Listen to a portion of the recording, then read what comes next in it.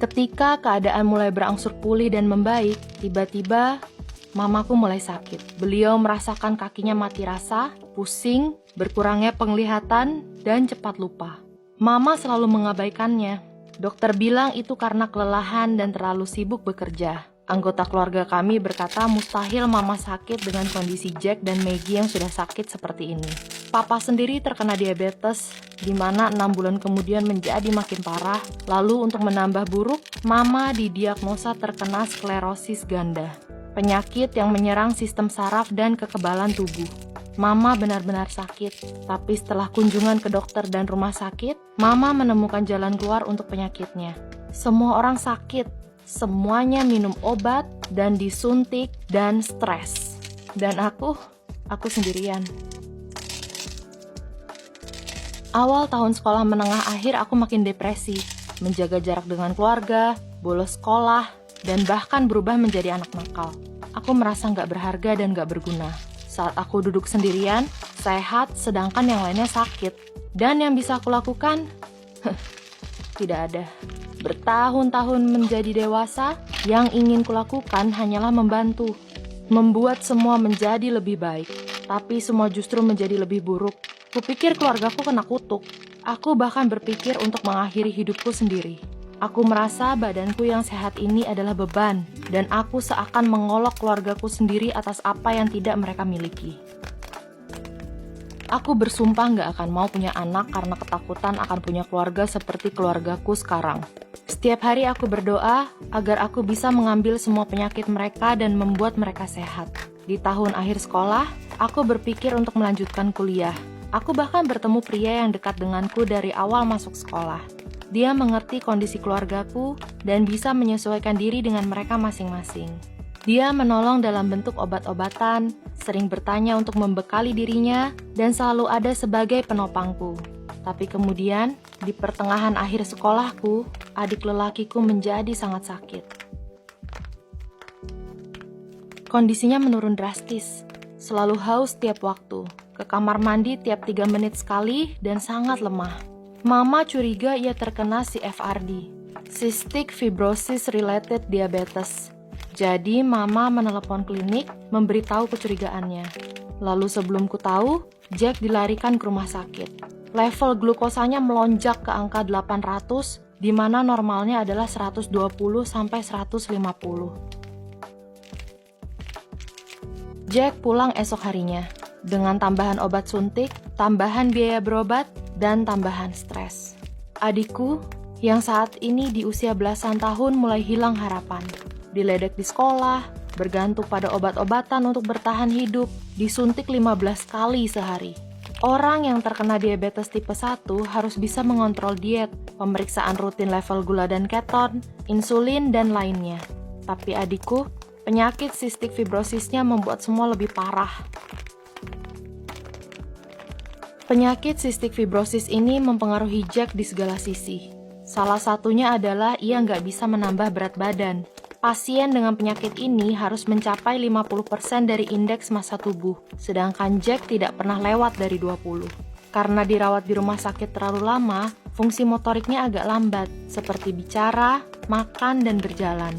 Dia tidak bisa makan makanan padat sampai umur 8 tahun, dan dengan diabetes saat ini, dietnya menjadi lebih ketat dari sebelumnya, dan kendala menambah berat badan pun menjadi lebih sulit. Semua orang di rumah berusaha untuk tetap sehat, tetapi masalah terus bermunculan. Aku merasa terpuruk, seolah terhisap lubang hitam dan tidak bisa keluar. Aku seakan ditinggalkan dan terabaikan, dengan kemungkinan hidup kedua saudaraku saat ini sekitar di angka 36, kesehatan mama yang menurun, dan diabetes papa yang terus menyerang tubuh lemahnya. Aku seakan diyakinkan akan hidup lebih lama dibanding seluruh keluargaku. Dan aku benci diriku. Aku mulai menjauh dari mereka, berusaha tidak emosional di hadapan mereka. Aku benci semuanya. Aku benci mereka yang kasihan padaku, yang memandangku dengan jijik saat mereka tahu seperti apa kehidupan rumahku, mereka yang merundung adikku dan bilang padanya bahwa ia sebaiknya nggak berada di tengah mereka, orang-orang yang selalu bilang betapa kuatnya diriku hidup seperti ini. Karena sesungguhnya, aku sangat lemah. Hal yang paling ingin kulakukan, tidak mungkin dilakukan baik secara fisik maupun emosional. Aku tahu itu, tapi aku terus berharap setiap hari agar aku bisa mengambil rasa sakit mereka dan membiarkan mereka hidup. Aku lebih baik memiliki semua penyakit mereka dan meninggal daripada melihat mereka kesakitan tanpa bisa melakukan apa-apa. Yang bisa aku lakukan hanyalah melihat. Aku mulai berpikir lagi untuk mengakhiri semua ini. Mungkin dengan minum-minum atau lainnya agar perasaanku mati rasa. Aku bahkan berpikir untuk kabur dari keluargaku. Saat aku menceritakan hal ini, aku di-stop dan diberitahu bahwa aku kurang bersyukur karena sedih gara-gara hal ini padahal aku satu-satunya yang sehat. Aku menangis dalam tidur, mendengar adik lelakiku menangis dan meraung berharap bahwa semua penyakitnya ini tidak ada, dan berharap bisa tidur nyenyak tanpa harus terbangun. Mama memasang wajah tegar dan berusaha merawat semua anaknya yang sakit dan tidak pernah mendahulukan yang terpenting, yaitu dirinya sendiri. Papa menolak semua pengobatan agar beliau bisa memenuhi kebutuhan obat anak-anaknya. Semua benar-benar menyayat hati, dan gak ada yang bisa aku lakukan. Tapi suatu saat, salah seorang teman keluarga kami datang dan menanyakan apa aku bersedia ikut jalan sehat sklerosis ganda yang merupakan penyakit mamaku. Kuputuskan untuk mencobanya, dan itu adalah hal terbaik yang pernah kulakukan.